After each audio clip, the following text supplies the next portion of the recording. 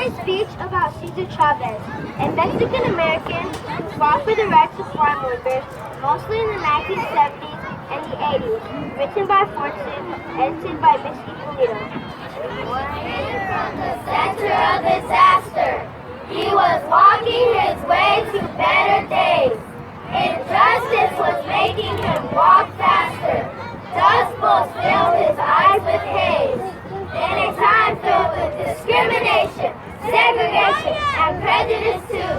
A Latino with vision, a man on a mission to make the world a better place for me and you. Not only a husband, father, and friend, but a hero to his people until the end.